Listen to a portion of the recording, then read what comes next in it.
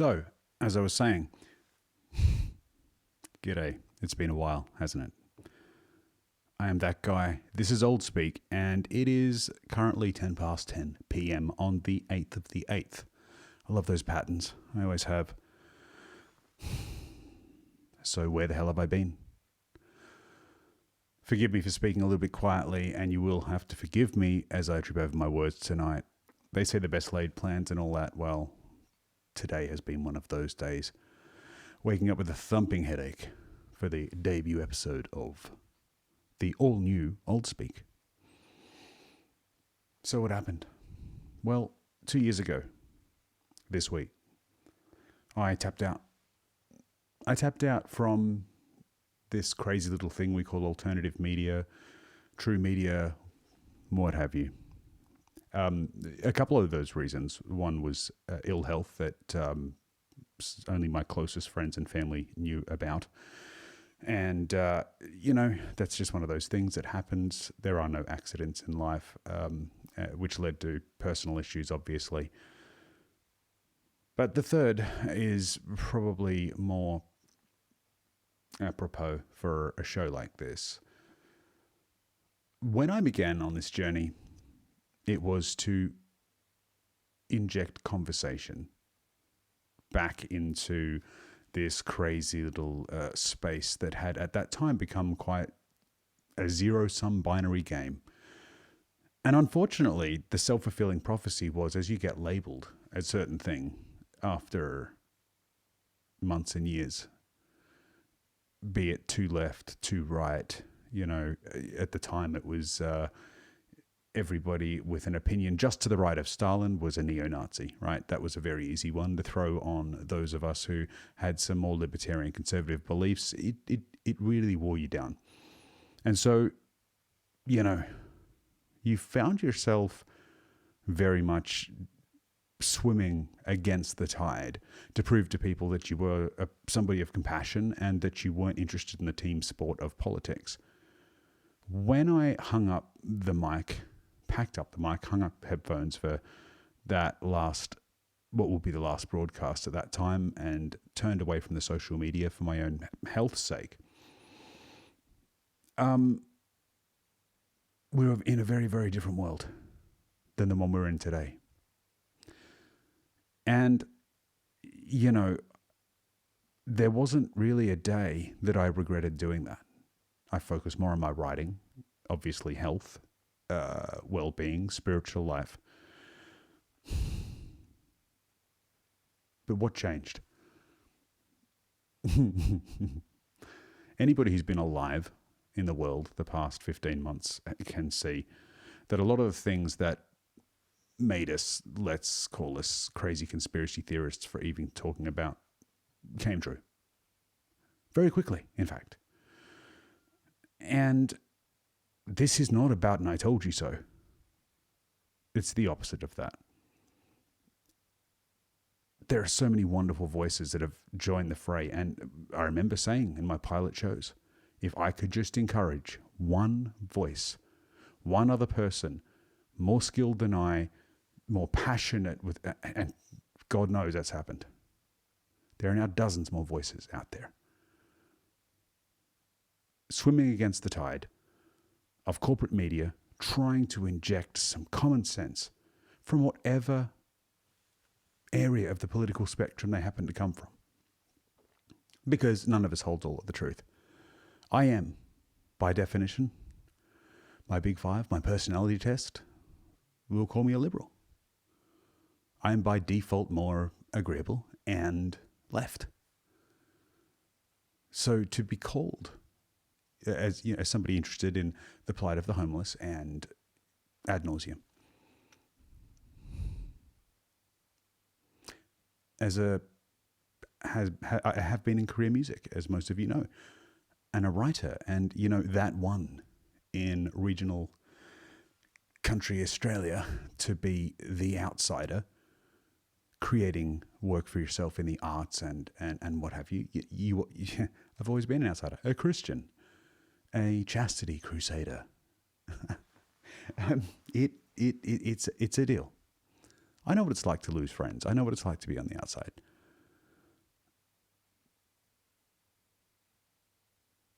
Unfortunately, though, I think too many of us, too many of you, who are tuning in still to social media to try and find people of like mind, still feel you're on the outside. Or, even worse, you think that yours is the only opinion that exists. And look, we're going to get more into this over the next little while. G'day, welcome back. Thanks for tuning in. We've got a lot to talk about. As you can see, the tagline for this new show is "We need to talk." And I think now more than ever, it was only 15 months ago, only 15 months ago, that we started being vindicated. I tapped out of the alt media thing by that stage, but my phone didn't stop. My phone hasn't stopped for the last 2 years.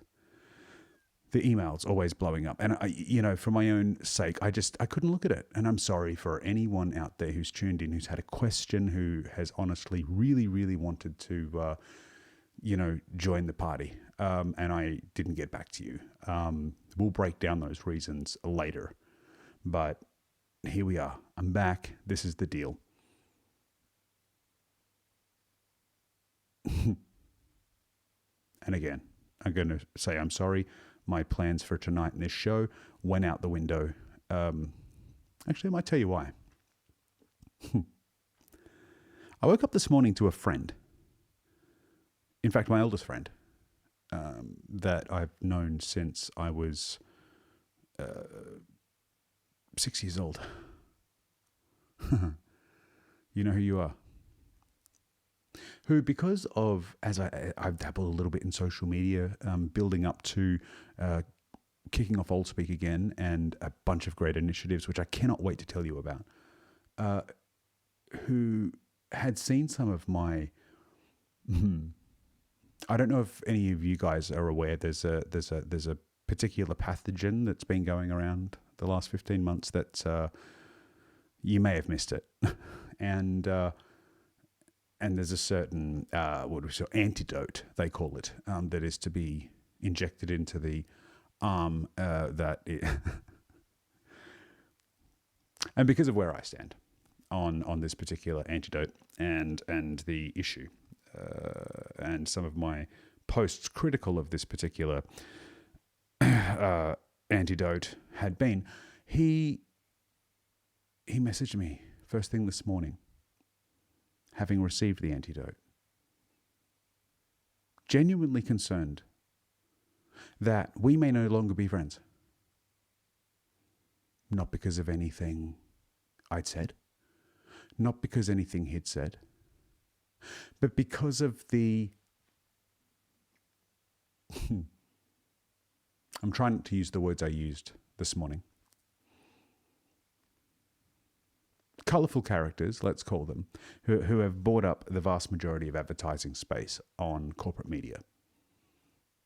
And the unscientific propagandists who have put a division between these so-called antidoted and non-antidoted individuals in society in a way we haven't seen anything since, say, I don't know, maybe the 1960s black-white civil rights movement in the United States. Because the corporate media and these people and the politicians who have pushed this crazy narrative down everybody's throats thought that I might somehow be that angry with him, or he should be that disappointed in me, that we might not be friends. It only took a phone call. And we were laughing, as we always have, at the ludicrousness of where dialogue has gone, or lack thereof, of diverse dialogue has gone in this country. Australia has become a laughing stock around the world in a very short period of time. I know some of you out there probably think we're quite avant-garde and forward-thinking and no. No, no, no. Fear is a powerful thing. You know, it's one of only 2 frequencies we can measure. In only 15 months, we've literally gone from living in a world of great hope, upheaval for sure, change. There was a fiery, mean tweeting president in the White House in the United States. There was a nationalist movement sweeping Europe and parts of Asia. Yellow vests, you might remember them.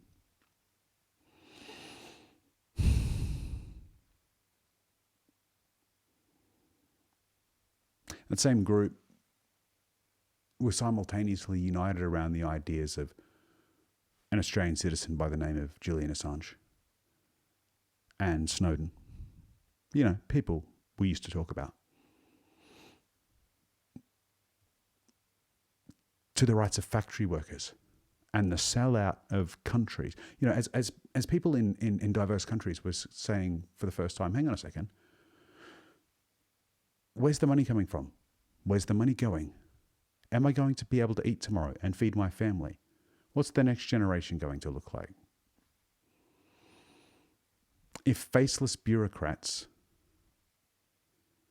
sell out our countries to faceless tyrants, our waters, our telecommunications, all of the things that our grandparents and parents' generations paid for and built and fought for, selling them with brown paper bags in backroom deals, faceless bureaucrats running the world, tech oligarchs lying before Congress and parliaments around the world, promising that they weren't covering up these crimes, that they weren't selling us down the river. Factory workers, whistleblowers, journalists, truth tellers, citizens in the street, all awakening under these movements around the world. Only very recently. They broke the mold. And it was almost as if people were starting to realize what people like I have been saying since, you know, the mid-2000s when I was first red-pilled.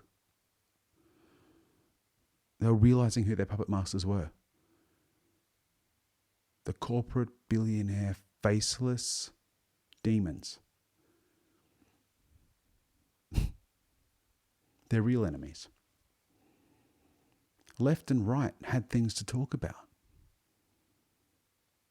The illusion of corporate media was being shattered. The 2.4 companies that own our media. Anyway, we're going to get into that.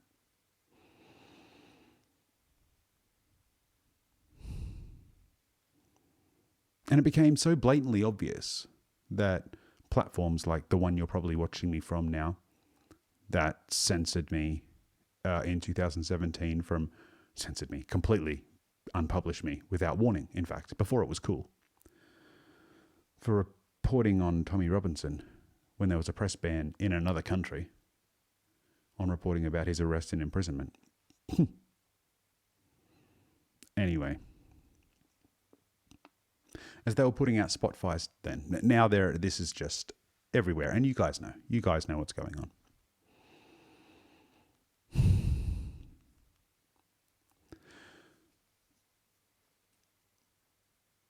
Yes, there was a cacophony in the world. Yes, there were still faceless people behind the scenes pulling the strings on protests and mob violence and so-called social justice movements and infiltrating real social justice movements, and we know that. But you guys are smarter than they think you are. And gals, forgive me.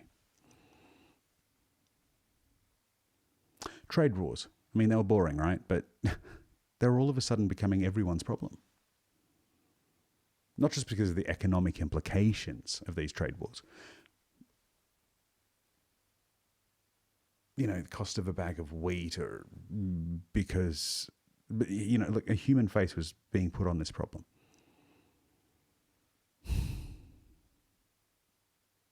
You remember the treatment of Uyghurs and Christians,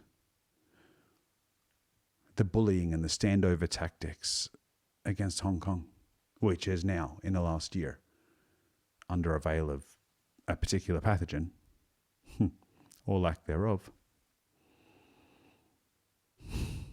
was totally annexed. Countless people in Hong Kong imprisoned and killed. Tens of thousands displaced. Taiwan completely surrounded.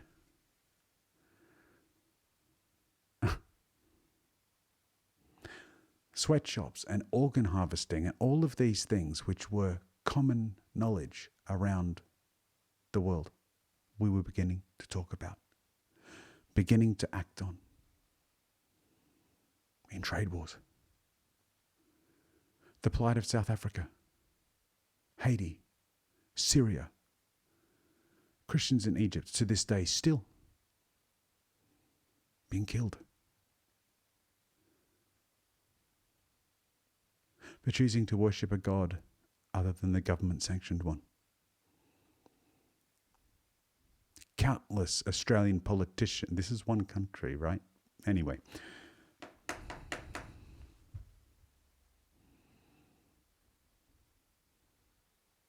None of these things went away. You know it, and I know it. But this fear frequency has completely cancelled and chilled any conversation on anything but what they want you talking about. Again, we will get into it in coming episodes. I just want to say g'day before I made a couple of international phone calls and went to bed. Because I'm back and I'm angry. There's one really great piece of advice that was given to me in the preparation for rebooting this show. It was this: focus on the ark, not the flood. If you don't have time for anything else, if you don't have time to listen to another podcaster, don't. But we've got a lot to get into. And a lot of that has to do with preparations for building your own ark. It's pretty darn late. The hour is very late, and you're well aware. I'm glad that other people have come up and they're discussing issues. But for the same reason I tapped out of this game 2 years ago this week, I'm coming back. This game has become, in large part, not everywhere, but in large part, the same zero-sum game, zero-sum binary game. And that needs to change. We're not talking about left versus right anymore, people. Or black versus white. We're talking about human versus post-human. The very survival of the way of life in a world that we grew up in, our parents and our grandparents, if they're still alive, grew up in, is under threat in a way which, yes, it happens approximately every century in a big way.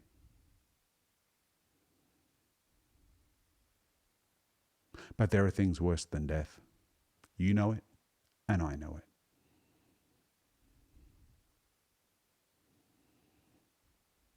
Hence, we begin this conversation again. We need to talk. Not just to people of like mind, but to everyone. You need to hug. You need to smile. And you need to remind people that that little knot in their gut that tells them something isn't quite right is God-given. It may be the conscience. It may very well be the conscience and the spirit they've ignored in a sea of sugar-coated media-induced psychosis. entertainment, whatever. I'm going to apologize for being so tired again. They say never apologize for your mistakes on stage, especially in music, because nobody really notices. You guys can notice, right? You can. There's also another great maxim about music. If you make a mistake, if you play a chord wrong, it's a mistake. If you play it wrong twice, it's jazz.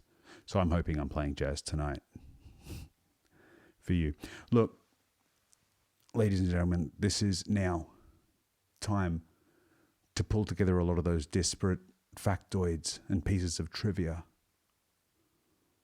that we've learned together as one over the past meeting. It doesn't matter if you were red-pilled 3 months ago, 6 months ago, last week, or 25 years ago, 50 years ago. It doesn't matter if, like me, I spent the first few years writing and defending the war in Iraq and Afghanistan. And I've told you before, and I'll say it again. Disgusting. I was sold a bill of goods. I wasn't the only one, but I can tell you the deep depression that I went into for 6 months when I learned how wrong I was.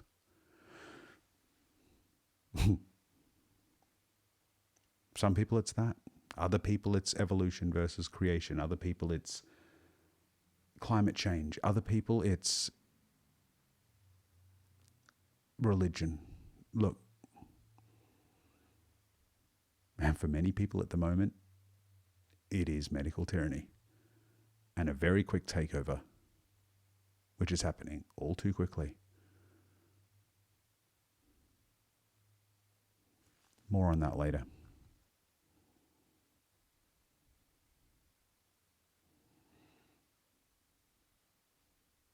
Pray for me as I move forward in this journey, as I'm praying for you and this country. We don't have long. We don't have long to turn the ship around. If we're going to be successful, we're going to do it together. And it is not going to be off the back of politics and politicians and just getting the right people voted in. No. It's going to be off the back of the widows, the orphans, the people in prison, your neighbors, ladies and gentlemen, the very tenets of Christianity, the very messages of Christ stand true today as they did 2,000 years ago. Your neighbor, those people that you might have thought were enemies from a political or ideological standpoint, if they have breath in their lungs and a brain between those two ears, you might be looking out for them very soon. You should be looking out for them now, but you might be looking out for them very soon in a way that you never thought you'd ever have to. It's time for grace. It's time for understanding. It's time for realizing that just because you might disagree with the protests in Melbourne and Sydney, or maybe you disagree with your friends who are receiving a particular pathogen-killing chemical substance in their arms right now. This isn't a time for division, it's a time for love. And we're going to string this thing together, issue by issue, piece by piece, conversation by conversation. And in the meantime, whether you are in Woolworths or Coles or down the main street, I pray that you're doing it. And you're showing humanity to each other. And not just getting into fights for the sake of your rights, for the sake of your ego. We need to talk. God bless and good night. I will see you all very, very soon.